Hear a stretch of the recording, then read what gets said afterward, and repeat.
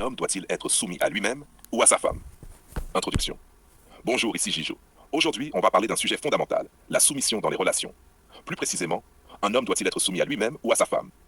Prenez une position confortable, respirez profondément et laissez-moi vous guider à travers une introspection intense. La soumission à soi-même, le socle. Avant toute relation, avant tout échange, l'homme doit être maître de lui-même.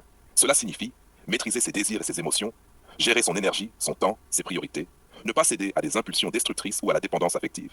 Si vous ne pouvez pas vous imposer vos propres limites, comment prétendre pouvoir respecter celles des autres? Être soumis à soi-même, c'est être souverain de sa vie. C'est être le capitaine de votre navire, même face aux tempêtes émotionnelles. Prenez un instant pour vous demander, est-ce que je contrôle mes décisions? Ou est-ce que je laisse le monde ou les autres me dicter ma valeur et mon chemin? La soumission à une femme. Nuance essentielle. Se soumettre à sa femme n'est pas perdre son pouvoir. C'est choisir consciemment d'entrer dans une dynamique d'équilibre et de respect mutuel. Cela veut dire écouter ses besoins, coopérer dans les décisions communes, valoriser et protéger l'énergie de la relation. Mais il y a une nuance essentielle. Si la soumission n'est pas volontaire et réfléchie, si elle découle de la peur, de la culpabilité ou de la dépendance, alors l'homme se détruit lui-même et la relation devient toxique. Prenez une minute pour sentir vos épaules, votre poitrine. Est-ce que vous sentez cette souveraineté intérieure?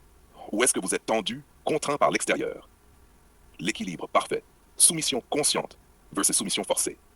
Un homme mature sait distinguer ce qui est négociable dans une relation, ce qui est non négociable pour son identité et sa liberté. Se soumettre consciemment à sa femme, c'est accepter le dialogue, les compromis, la tendresse et le respect mutuel. Se soumettre par peur, culpabilité ou pression, c'est perdre son essence. Et la femme ne reçoit jamais un homme entier, mais un homme affaibli. Imaginez un instant un cercle. Au centre, c'est vous. Tout autour, la relation, les responsabilités, la femme, l'amour. Si votre centre est solide, le cercle tient. Si vous cédez au premier souffle du vent, tout s'effondre. La dépendance affective est le danger du gigolo. Un homme qui ne maîtrise pas ses émotions, qui se laisse porter par la dépendance affective, devient ce que certaines femmes appellent un gigolo émotionnel. Il cherche validation et affection. Il cède à chaque caprice. Il perd sa souveraineté. La dépendance affective transforme la soumission volontaire en servitude involontaire. Ce n'est pas la femme qui choisit, c'est la faiblesse de l'homme qui l'y conduit. Ressentez votre force intérieure. Pouvez-vous rester vous-même, même face à la séduction, aux exigences ou aux attentes? La vraie puissance masculine.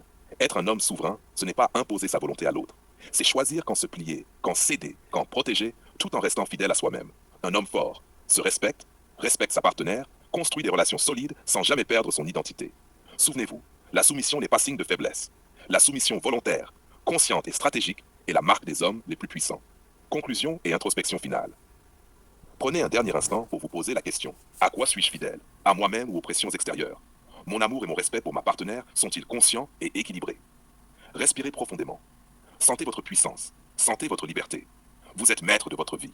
La soumission ne doit jamais vous faire perdre